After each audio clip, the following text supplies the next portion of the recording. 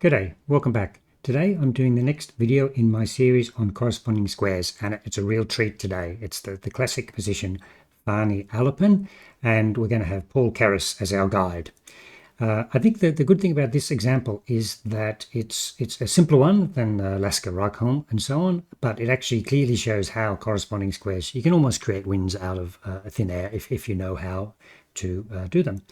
First thing I want to note is a bit about the position itself. It's attributed to Fahrni and Alapin. You can see the diagram there where I've already put in the corresponding squares. You can see it's like a pawn on c6 and a5 on the white side and a pawn on a6 on the black side. The reality is there's this really good article by Edward Winter that it doesn't actually seem to have much to do with Fahrni and Alapin. In fact, it was covered by Lasker in the late 1890s. Regardless, it is one of the sort of the classic corresponding square examples, and what I really like about it is it shows how this idea of tripping the opponent up is often why you can create wins using corresponding squares. So let me switch over to the position. And you can see there on the right hand side, I've just taken a screenshot of page 18 of Keres's Practical Chess Endings, which covers this position, as you can see. Now what we're going to do is going to follow him. If you go to the paragraph just below the diagram, and then he says, with black to move, the win is easy. Okay, well, let's just quickly go over that. We'll just demonstrate that. It's white to move at the moment, so let's just switch that to black to move. So a black will have to give way just to go to b8. The white king's just to walk in here, pick up the pawn, and then obviously easily winning with a and a c pawn. So that is what Keres is saying. But then what about with white to move? It looks like white has to back off. And what he's done here is, let's just go move it back to white to move. And he's given two lines, right? So we can have a look. So white goes king d5 and black king goes back. You know, this is the classic thing. You don't pop out to the d8 square until you have to. And now one line he gives is white player sacrificing the pawn, but in this case, because it's a rook pawn, even if we're able to capture the pawn on a6, we won't be able to win. And the other line given is just the standard one where, okay, we'll advance our king, but unfortunately the situation's wrong here and it leads to a stalemate, right? So I think that's clear enough that white can't just advance, has to do something more. And in fact, the whole objective here is to get to the original starting position, with it being black to move, and black will have to cede ground, and that's where corresponding squares come into the equation. Now this is what Keres goes on about. So the win is not to be achieved by simple means, and we must look a little deeper. As white would win if black had the move, could we perhaps lose a tempo and bring about this situation? Okay, I think we'll leave Keres for a moment there. We'll come back to him because he dives straight into corresponding squares, or what he calls related squares. What I want to do is continue our process where the first thing we do is we work out the key squares of the position, right? So I'll just bring my Python script across there, and I'll do my normal thing. I've coded this up, and look at all the key squares. Key squares are everywhere, right? Because the computer knows better than us. I mean, basically, in any situation where white holds on to his pawn, he will be able to win the position, right? So let's get that out of the way and have a look at that. Let's just start simply, right? The first key square is b6. We've seen that already. If the white king gets to b6, white can grab the a pawn and has two pawns to advance and wins easily. The other key square, which is easy to understand, is the d7 square. If white can get to there, he'll be able to advance his pawn to c8, may have to lose a move to avoid stalemate. Alternatively, could promote to a bishop. A few things you could do there. Now, so that's the two key squares we will be able to build up the corresponding square situation from. So now we can return to what Keres was saying. Let us for a moment return to our theory of related squares. We have seen that black must answer king c5 with king c7 and king d6 with king d8. So let's look at that. So if white makes it to the c5 square, black must answer with c7. Otherwise, white will advance to b6, and you'll notice that a7 also covers b6, but in that case, white would be able to reach the other corresponding square and win that way. So c7 is the only corresponding square to c5. Okay, and now we mentioned d6 and d8, so we'll code them up as number 2.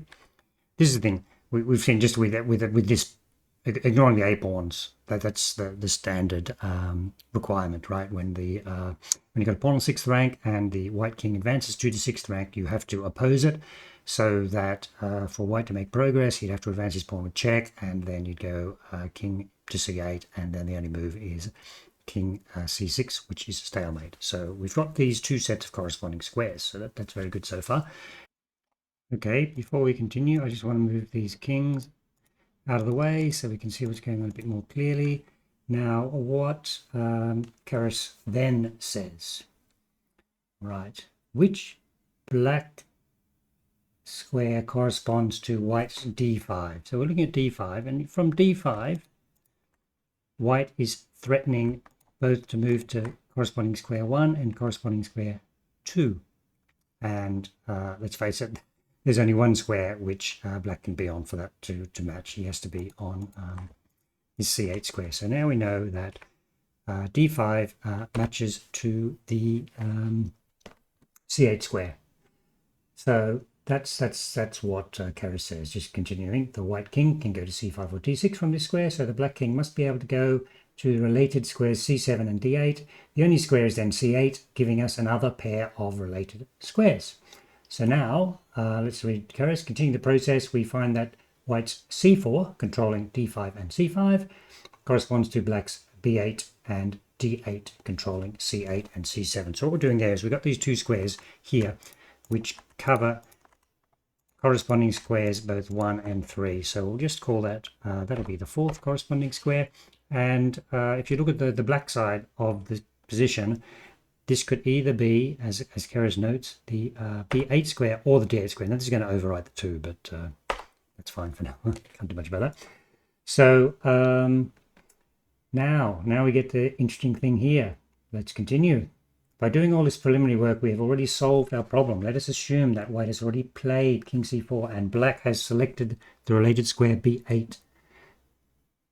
White then plays his king to d4, compelling black to go to the related squares b8 or d8, but he's already b8, can't jump to d8, and has to go on to a wrong square. And then he continues a line. So let's just see what happens there.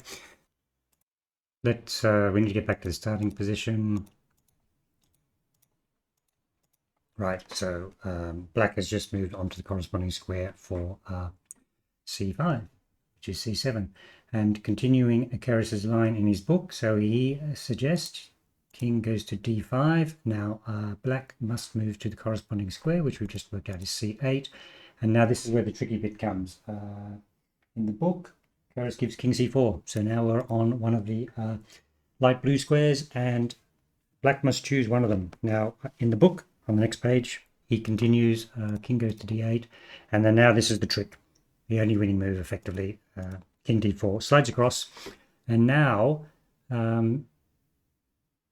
black needs to match and be on a blue square. Can't be on a blue square. So, I mean, king c8 is the most logical one, and then this is where you start moving onto the square which black is already on. So we move up to d5, exclam, once again, only winning move. I mean, you could repeat and come back to similar position, and then now black cannot move on to the corresponding square 3. Let's say he moves up to there, and now white moves across. So now white has the original position, and now it is black to move, and we've seen this before. Black has to drop back, and white will move up and win the position. So I hope that's pretty interesting, right? Just following Keres and the way that you do the corresponding squares, so that in this case, White has corresponding squares 4, which are on c4 and d4, which are together, so that white can oscillate from one square to the other, and black doesn't have that privilege because b8 and d8 cannot move together in one move. Now, bring up the Venn diagram, which I've been showing you. You can see the more complete corresponding squares, where you can see that d8 is corresponding to number 2 and number 4. But I think what you'll see there is that you can see that in the sort of the green area, that you can see the c4 and d4 are matched with b8 and d8. The big difference, as I've mentioned, is that c4 and d4 are linked squares and b8 and d8 are not. And that's where, in terms of transitioning from one corresponding square to the next, black misses out. So this is the opposite of what happened in the previous diagram with Gligric and Fischer, is that Fischer had the spare square. In this case, it's actually white. Fahrni had the spare square, and that's what trips black up, and black goes to the wrong square, and then white can use the step on your opponent's corresponding square and force the win. Okay, I hope you enjoyed that. It's a very interesting example, that one. Very straightforward, only 4 sets of corresponding squares, and it shows very clearly how white can win from such a position, and it was good to be able to read Paul Keres' thought on that position. Thank you very much for watching.